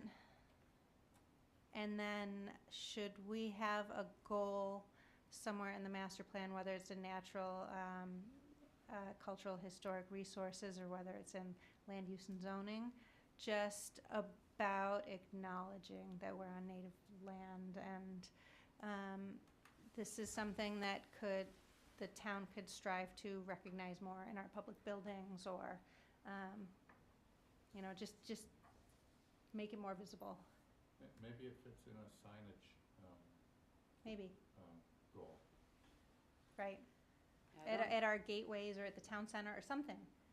Yeah, I don't know if Meg is still tuning in, but we did talk about that in our natural, cultural, and historic resources, how that's lacking. Yeah. And I think that was in part of it, but, It was. there's Meg. It is Meg. I'm here, I'm just, So, Do you have anything else to add to the the question that, Where do you think Yeah. it should be, Meg? that's a great question. I think I need to think a little bit more on it, Janelle. I agree that we've talked about it and it should be in there, but I'm not sure where the best spot for it is. Let me have a think on that and come back to you. Okay. And then I was curious to see if it got back in, and I don't think it did, but we had an early goal about attracting clean energy and life sciences businesses to Franklin in economic development, and I know we were trying to reduce goals and it got cut, but we wanted to keep it in as a sub-goal or an objective or something, and I didn't know if that stayed in. Kobe? Oh, I'm sorry. Yeah, I will speak to it. Yeah, it did get added in our discussions, and explicitly highlights the climate corridors that are being advanced here underneath the economic development plans within the state, and identifies that being a target for our community to capitalize on some of those investments. Okay, so that is an economic development? It is. Okay. Right. Anything else, Jenna? You got the floor. I like the idea of the arcades. Mel? It's all right, Tell 'em we're about on it. this. I'm on it. I'm gonna write it down right now. I mean, even just, seeing my 9th grader and his friends, like, traveling to Rhode Island to go to arcades, it's like, Yeah. we have to carpool them there. If it's here, that'd be great, and we'd get people from there to come here. Good point. All right. No, I think that those were my comments. Thank you. Thank you, Janelle. And you want Rick, Eric, I'm good. All set. Mel, Good. Joe? Then I'll go to Zoom Lynn. Erin, do you have anything that you'd like to throw out that you've had glaring questions on for any of the other subcommittees, goals that you may not have had an opportunity to get feedback on or comment on, or anything that you would like to say? No, I don't have any further comments. Thanks, Glenn. Okay, excellent. And Kobe, if you're still listening, do you have anything that you'd like to ask of any of the other subcommittees, or if you had anything from the presentation tonight that you'd like to put input on? Go ahead. Nothing at this time. I really appreciated all the comments. I wrote down a whole bunch that I wanted to make sure we did follow up and incorporate, and that sparked a few extra thoughts that I might be in touch with the chairs about, or look forward to future opportunities with this committee to at least talk through it. Thank you, Kobe. And everybody did great tonight. Jill, I didn't want to leave you out of this conversation. So if you're still ears and you're listening, if you had anything that you'd like to chime in on, or anything that you thought may have been missed or revised, or anything that you may have, go right ahead. Thank you. Thank you, Glenn. I just want to quickly reiterate, Glenn was correct in saying that I have shared with Amy multiple times how inspired and impressed this committee has been to me. I know, like it's been stated, I think by Mark, resident, countless hours. So that's not lost on, it sounds like, members of the public as well as your consultant team that was here to guide you and support you.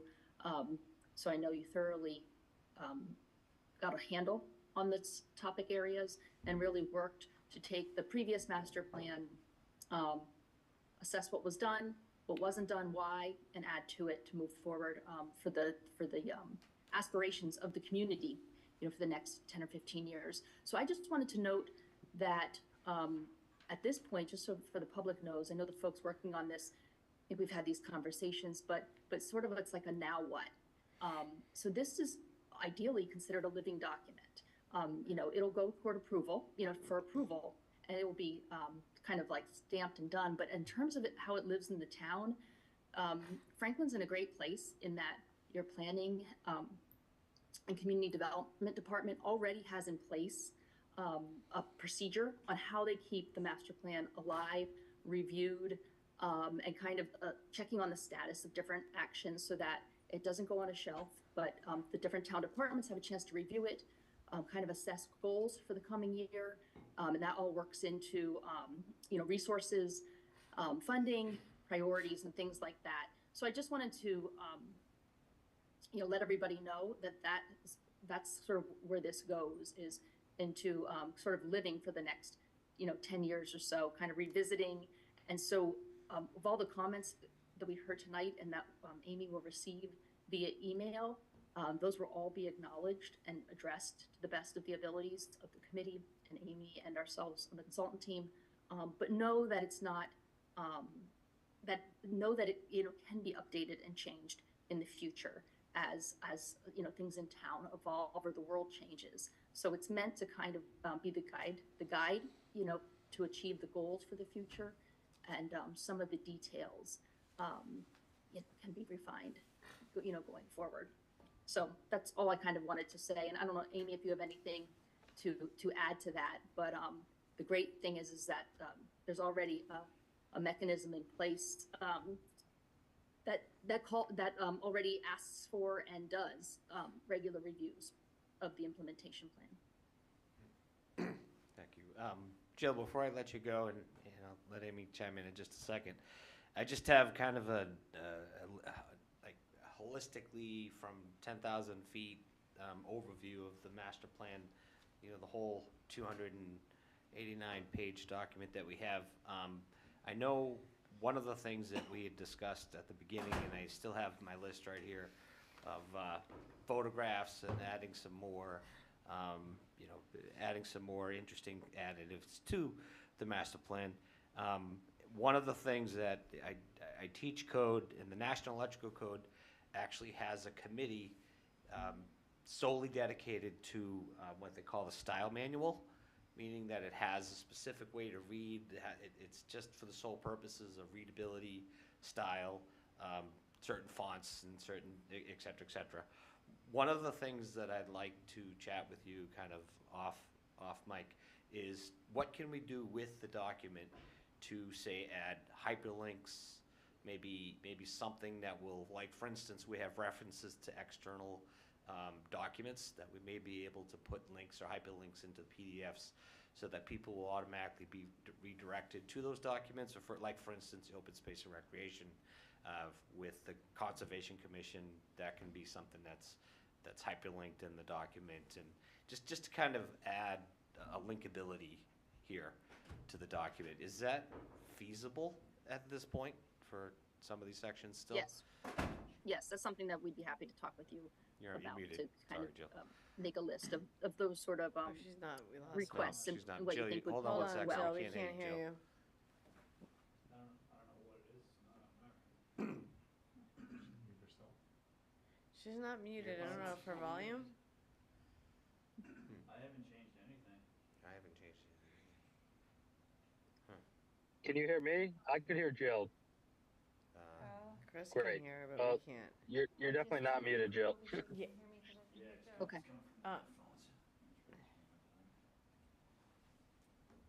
Hold on one second, Jill, sorry. Technical issues.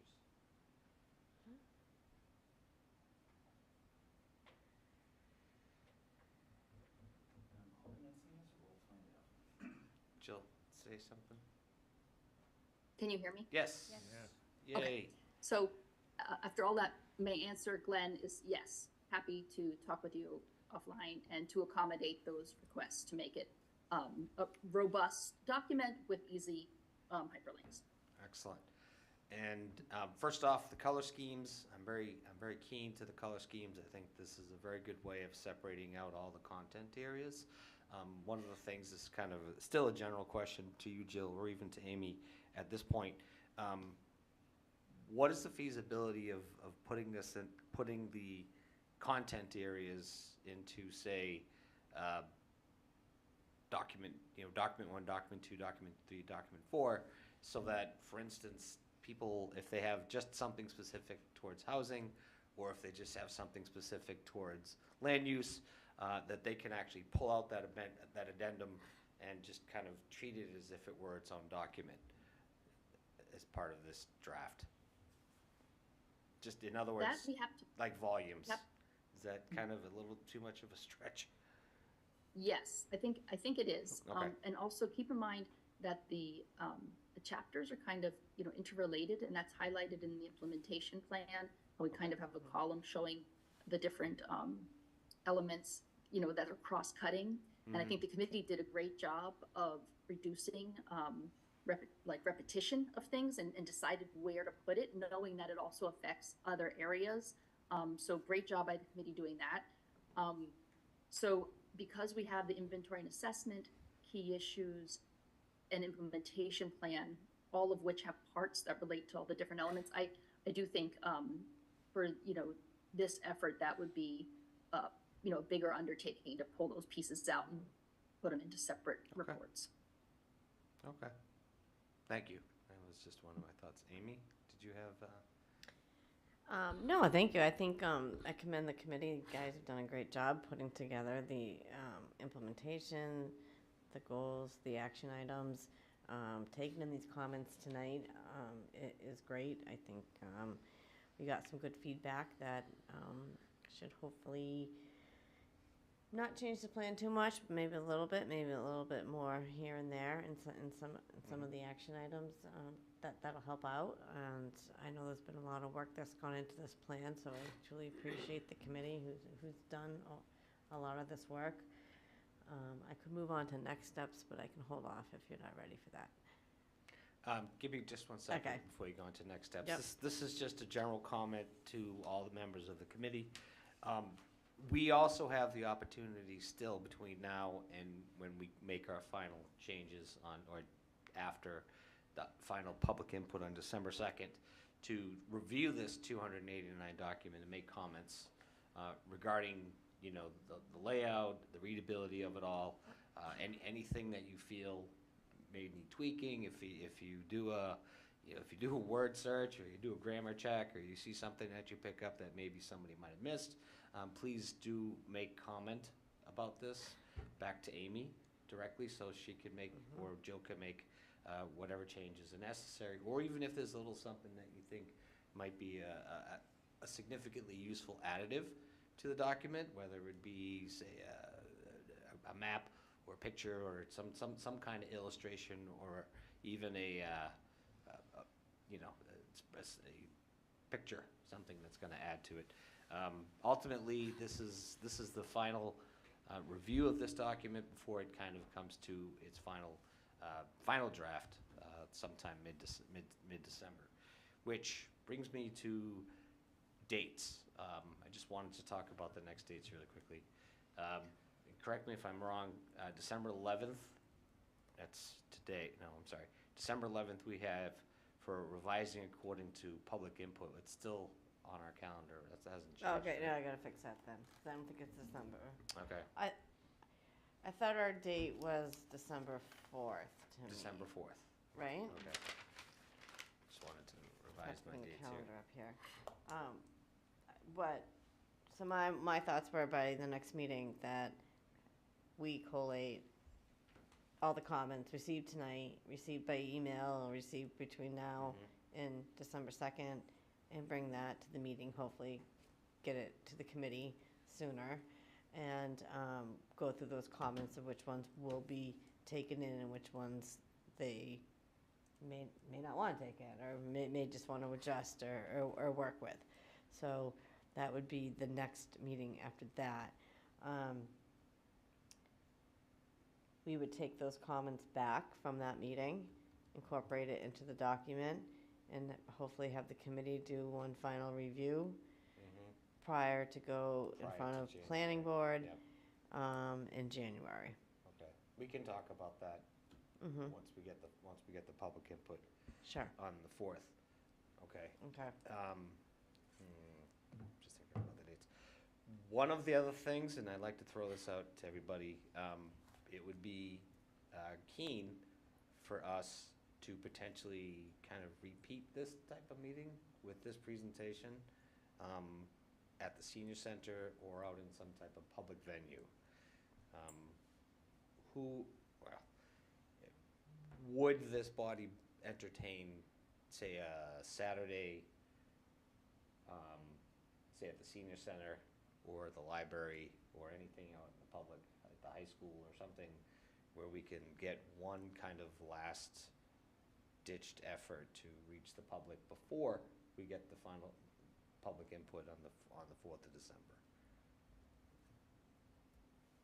Thoughts on that? Well, when would that be? That's kind of the key Not question. too many Saturdays. I'm sorry? There's not too many Saturdays. Yeah, Saturdays don't know, I agree. So related Or- to that, Mr. Chair, if I would. And I'll take any recommendations, Steve, of course. I just wanted to give the public reminder, I've done it before, I will assist in any subcommittee chair or you in help. Clearly, you got some feedback tonight, but I don't presume that our feedback is the only feedback you should get. So I'm here offering to help assist to generate some feedback before the 2nd. I've already, and to Jill's point, I've already taken out over the last couple of days PDF sections of each of the actions. Because from my point of view, that's where the people really should dive into. With respect, goals and objectives are all good, but then the actions are really where they can say, and to a certain extent tonight, some of our feedback was on the goal and objective, but the action may have had different wording, right? So however we can help, we're here to do so. So that offer is out there. Thank you, Steve. I appreciate that. And just a quick thanks to Chris and Chris for having assisted in the production so that the archive of all the meetings is available for people to look back to. Thank you, Steve. Could And I- that was great because you had the radio voice on that one, too. Could I ask Mr. Sherlock a question about his, Steve, you have a sort of like a up-to-date or what's happening in the town Yes. discussion at the senior center? Franklin Q&A, question and answer, Monday at the library, Wednesday at the senior center at 11 a.m. Library is 6:30 at night. Started the library a couple of months ago to try and, because of that stigma, which may be an action item to change, to add at least community to the senior center. People don't necessarily want to go there, even though we have a hybrid option. So library has been added. So two opportunities to get question and answers in. If you'd like, anyone of you like to participate in either of those sessions, by all means, that's an opportunity. And I can certainly add that and entice people to say, oh, this is also an opportunity. It's not just me. And you have people that go already, right? Yeah. So there is a audience there. There's usually 6 to 9 at the senior center. There's only been one each at the library one, but I'm sure if one of you were going to be there, there would be more. Yeah. At least one more. Yeah. Double it. So. 2 people. That would be something to consider. Yep. Right. Absolutely. Maybe if you could tell us when that's going to be. Yeah, next Monday, the 18th, and Wednesday, the 20th.